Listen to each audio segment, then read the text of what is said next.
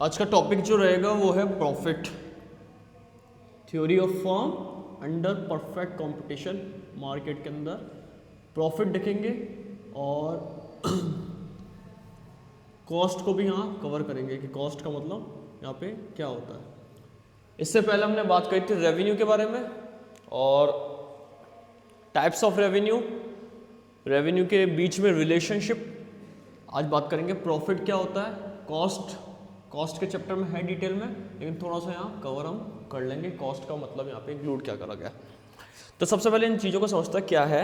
Revenue जो होता है हमारा, पहले हमने पढ़ा कि रेवेन्यू का मतलब इनकम या सेल्स वैल्यू जो किसी भी फर्म के द्वारा करा जाता है। रेवेन्यू का मतलब सेल्स वैल्यू जो किसी भी फर्म के द्वारा क्रिएट करा जाता है। रेवेन्यू जो होता है वो दो चीज़ों से बनता है, एक तो कंपनी के प्रॉफिट प्लस कंपनी का कॉस्ट। प्रॉफिट और कॉस्ट दो चीज़ों से यहाँ पे क्या क्रिएट होता है, रेवेन्यू क्रिएट होता है। एक तो प्रॉफिट और उसमें कॉस्ट इंक्लूड होती है। जैसे किसी मार्केट के अंदर 20 रुपीज़ प्राइस है सेलिंग प्राइस, कंपनी का कॉस्ट 12 रुपीज़ पड़ रहा है, प्रॉफिट कंपनी 8 रुपीज़ ऐड करके उस चीज़ को 20 रुपीज़ में सोल्ड आउट कर रही है या सेल आउट कर रही है। तो इसी को हम क्या कहते हैं, कंपनी का रेवेन्यू कहते हैं। कि रेवेन्यू क्या है, कितनी प्राइस क्रिएट करी कंपनी, कितने सेलिंग प्राइस क्रिएट करी कंपनी, उसमें अपनी कॉस्ट में अपना प्रॉफिट जोड़कर। तो अगर प्रॉफिट को देखा जाए तो किस तरीके से हम कैलकुलेट कर सकते हैं। रेवेन्यू तो हमने देखा सेलिंग प्राइस होती है, इसके 3 टाइप्स होते हैं, total revenue, marginal revenue, average revenue. इनके बीच में रिलेशनशिप भी पड़ा। लेकिन आज हम बात करेंगे प्रॉफिट की। प्रॉफिट का मतलब क्या हो गया, प्रॉफिट का मतलब ये हो गया कि आपके जो रेवेन्यू है, आपका जो रेवेन्यू है उसमें से आपका जो कॉस्ट अगर मैं लेस कर दूँ तो बचा हुआ प्रॉफिट। आपने कितना प्रोपोर्शन में अपनी इनकम ऐड करी है। प्रॉफिट का मतलब कि आपने कितने प्रोपोर्शन में अपनी इनकम ऐड करी है। अगर देखा जाए तो इसको कैसे कैलकुलेट करते हैं, हमारी जो सेलिंग प्राइस है, हमारा जो रेवेन्यू है, उसमें से हम कॉस्ट लेस कर देंगे तो हमारा क्या निकल जाएगा, प्रॉफिट यहाँ पे निकल जाएगा। यानी कि अगर रेवेन्यू 20 रुपये है और कॉस्ट 12 रुपये तो बेसिकली प्रॉफिट हमारा कितना आ रहा है, 8 रुपये। तो प्रॉफिट का मतलब क्या हो गया, वो प्रपोर्शन जो फर्म जिसके लिए काम करती है, फर्म उस प्रपोर्शन को अर्न करने के लिए, कोई भी फर्म ऐसे प्रपोर्शन को अर्न करने के लिए जिस फर्म को, जो फर्म चाहती है कि मुझे ये मिल जाए, that is not this profit. Profit का मतलब क्या हो गया, एक ऐसा प्रपोर्शन इनकम का जो फर्म रेवेन्यू क्रिएट करके जनरेट करती है। क्योंकि जितनी भी फर्म है, जितने भी प्रोड्यूसर्स हैं, उनका मेन मोटिव क्या है यहाँ पे, प्रॉफिट अर्न करना। तो प्रॉफिट अर्न करने के प्रपोर्शन को, ऑब्जेक्टिव को लेकर ही यहाँ पे क्या करा जाता है, फर्म के द्वारा वर्क करा जाता है। फर्म के द्वारा अपनी कॉस्ट लगाई जाती है। कॉस्ट का मतलब क्या हो गया यहाँ पे, एक्सपेंसेस। कॉस्ट का मतलब क्या हो गया यहाँ पे, एक्सपेंसेस। जो फर्म क्यों करती है, क्योंकि मोटिव क्या है यहाँ पे, प्रॉफिट क्रिएट करना। फर्म का मोटिव क्या है यहाँ पे, प्रॉफिट क्रिएट करना। सो रेवेन्यू जो हमने पढ़ा था कि प्रॉफिट प्लस कॉस्ट बनता है। अगर हमें प्रॉफिट कैलकुलेट करना तो रेवेन्यू में से यहाँ पे हम कॉस्ट को लेस कर देंगे, सब्ट्रैक्ट कर देंगे, जिससे हमारा प्रॉफिट निकल जाएगा। और कोई भी फर्म जो होती है वो प्रॉफिट के लिए ही काम करती है, प्रॉफिट के प्रपोर्शन को लेकर ही काम करती है। इसलिए यहाँ पे जो प्रॉफिट है वो मेजर ऑब्जेक्टिव है किसी भी फर्म का।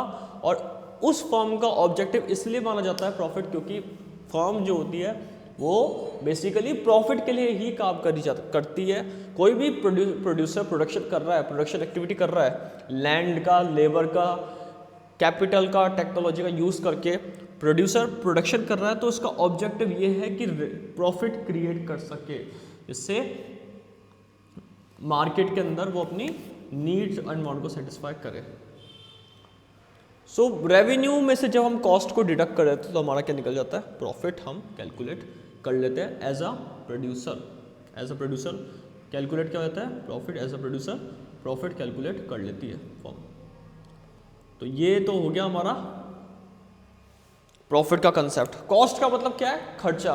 कॉस्ट का मतलब एक एक्सपेंस जो प्रोड्यूसर किसी भी प्रोडक्शन प्रोसेस में इंक्लूड करता है। सपोज करो यहाँ पे एक हम 20 रुपीज़ का रेवेन्यू क्रिएट कर रहे हैं, यानी 20 रुपीज़ की है ना ब्रेड है, तो 20 रुपीज़ को ब्रेड का जो रेवेन्यू है वो सेल प्राइस है, प्रॉफिट है ब्रेड का 8 रुपीज़, 12 रुपीज़ ब्रेड की कॉस्ट है, यानी कि ब्रेड के अंदर जो जो जो चीज़ें आई प्रोसेस के अंदर, रॉ मटेरियल के अंदर जो भी खर्चा आया, लेबर का खर्चा, वो सारा किसके अंदर इंक्लूड है? 12 रुपीज़ में इंक्लूड है।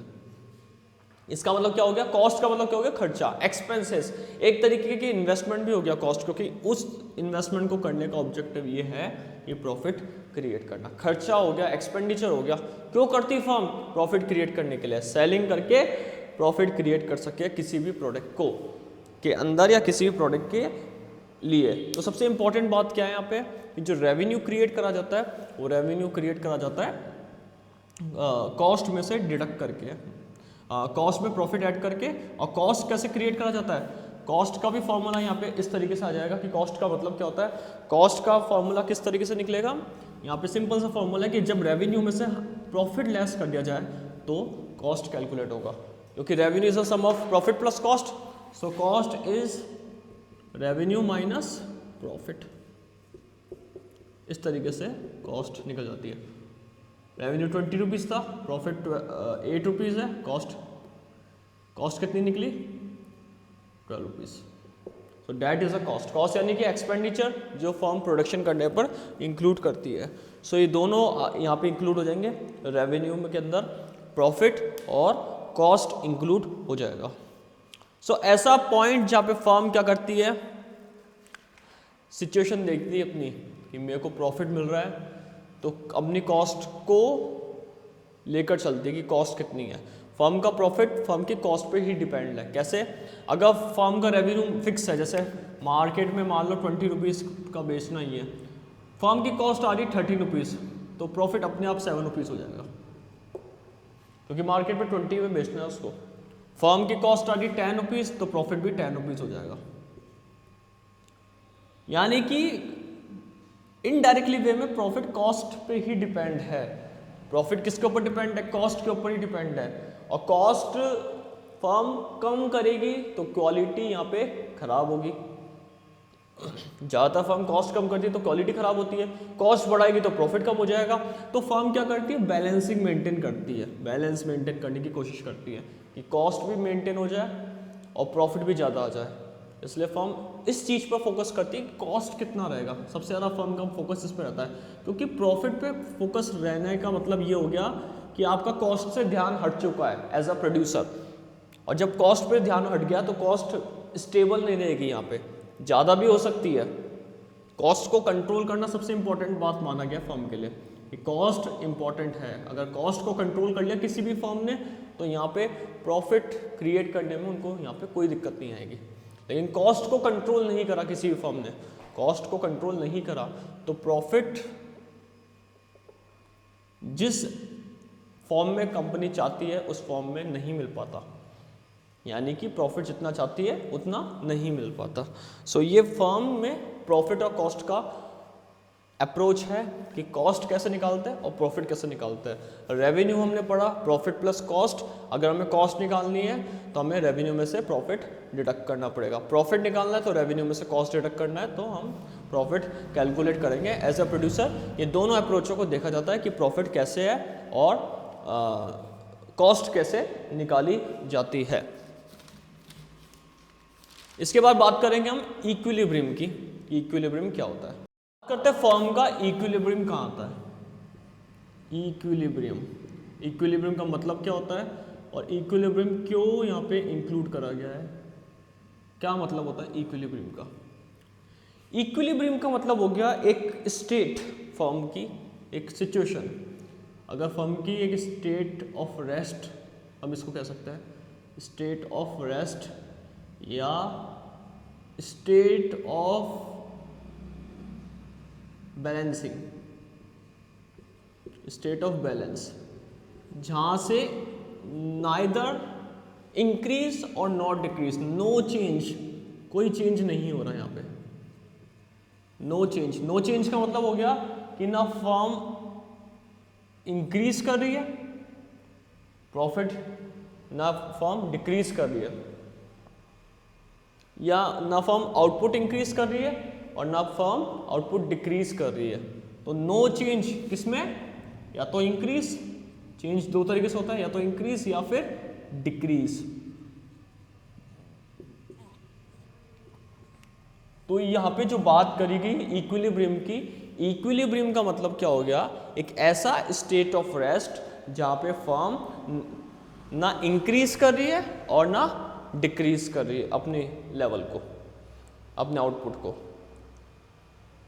तो सबसे इंपॉर्टेंट क्या है, एक ऐसा पोर्शन जिसको स्टेट ऑफ रेस्ट कहते हैं।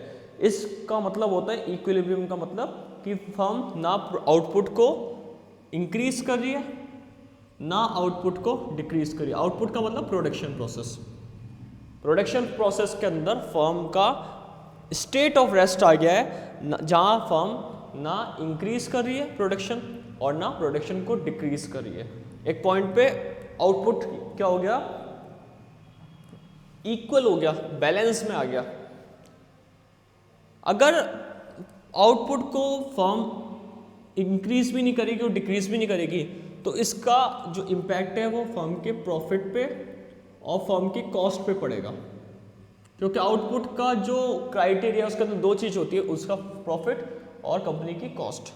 प्रॉफिट का मतलब ये हो गया कि कंपनी जो भी सेल करती है उसके अंदर कॉस्ट के अंदर कुछ एडिशन करके प्रॉफिट क्रिएट कर रही है, और कॉस्ट का मतलब फर्म का जो एक्सपेंडिचर है प्रोडक्शन करने में, किसी भी चीज़ को बनाने के अंदर जो खर्चा है फर्म का।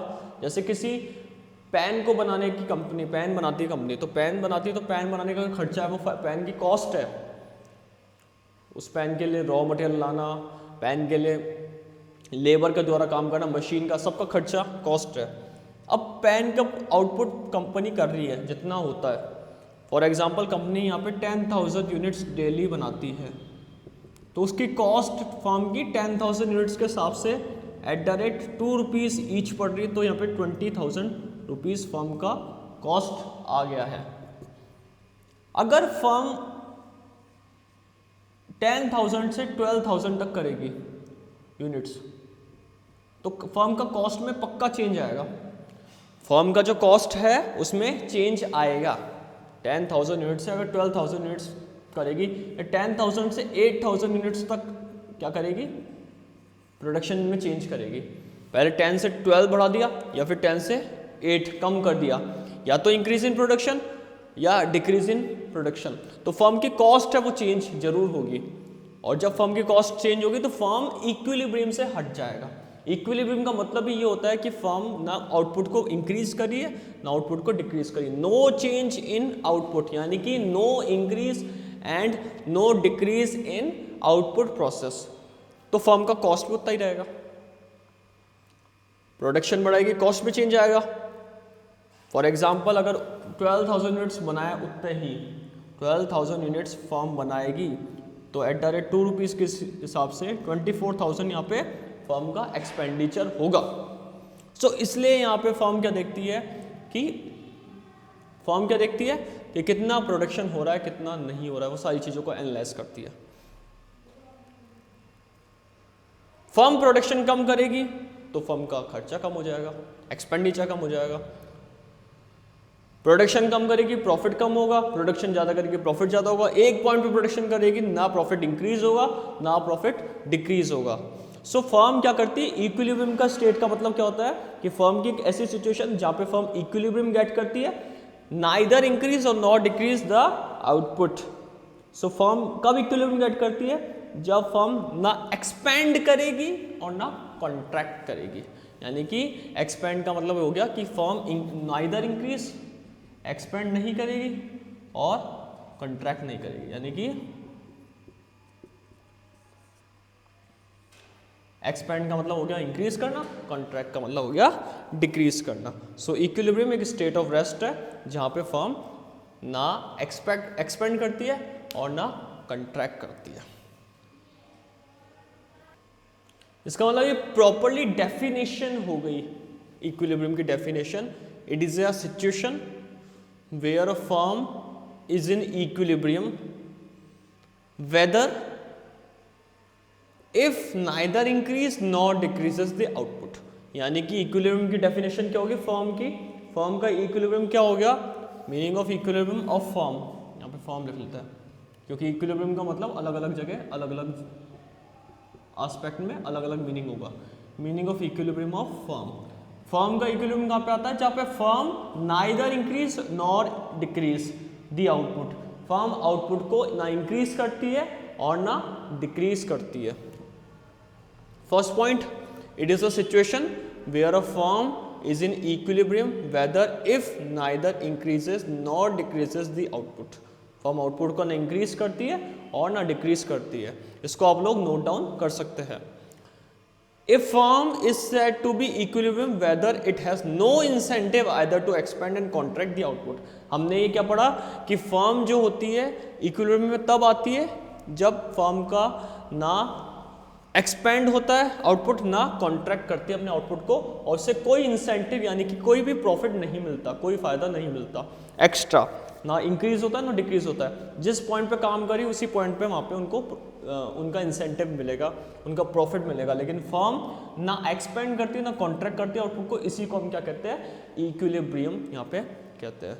सो हमने क्या पढ़ा यहाँ पे कि फर्म की सिचुएशन क्या होती है, फर्म इक्विलिब्रियम कब गेट करती है, जब neither increase nor decrease the output. और फर्म इक्विलिब्रियम कब माना जाता है, जब कोई इंसेंटिव नहीं मिलता ना एक्सपेंड और कॉन्ट्रैक्ट करने पर आउटपुट, यानी कि ना इंक्रीज और डिक्रीज करने पर। फर्स्ट पॉइंट का ही दूसरा फॉर्म सेकंड पॉइंट में समझा रखा है कि फर्स्ट पॉइंट का जो मीनिंग है वही सेकंड पॉइंट में चेंज करके बता रखा है। तो ये फर्म की क्या होती है, सिचुएशंस होती है, इसको हम क्या कहते हैं, मीनिंग ऑफ इक्विलिब्रियम।